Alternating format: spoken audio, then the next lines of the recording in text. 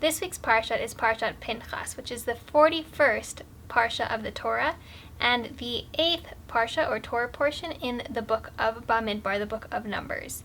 And in this week's Parsha, it begins with a census of the Jewish people, a census of the Jewish men aged 20 to 60.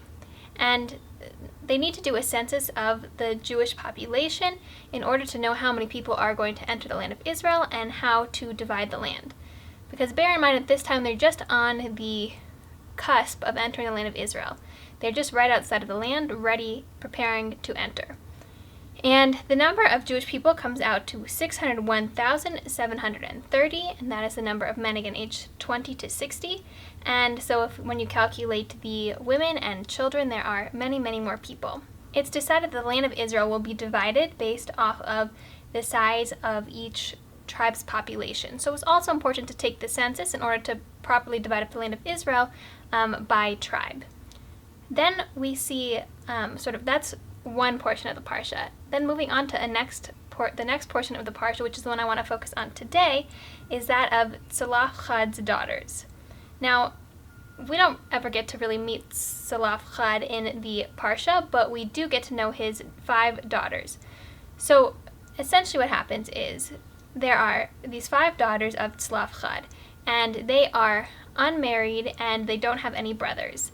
And their father passes away, but they would still like to have his portion of the land in the land of Israel once they get there. They're sort of saying, why, just because we're not married and just because we don't have any brothers, why should our father, who is a righteous man, lose his portion in the land of Israel? Like, his name should sort of be continued via us. And Moses doesn't know the answer to their question. He doesn't know if that's the proper way that it should be done, or if it needs to go to another relative. Like, how is it that it should be managed? He hasn't encountered this situation before. What he's known based off of his teachings didn't prepare him to answer this question.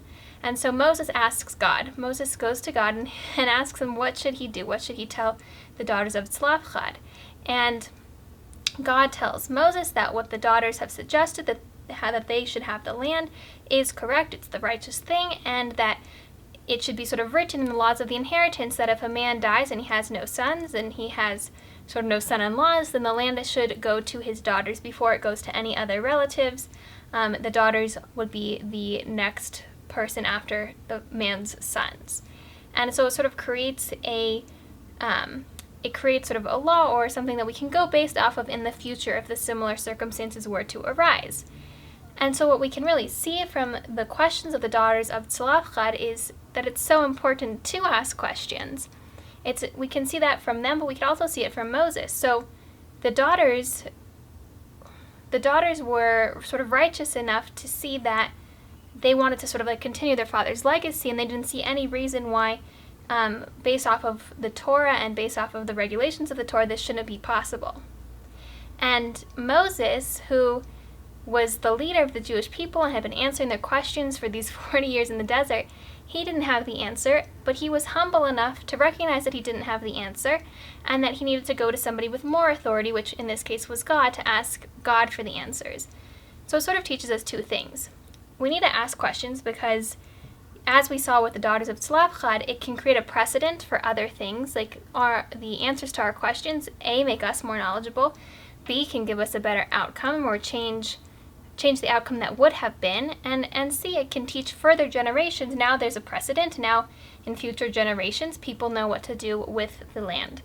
And it also, from Moses' perspective, again, teaches us to be humble, not to be like too afraid to ask questions just because we're supposedly an expert or a leader or something, not to be afraid to continue to ask questions of people who are more knowledgeable than us in specific circumstances or specific topics. And just we can, again, really see the value and the importance of asking questions. So I hope all of you have a wonderful week and a Shabbat Shalom.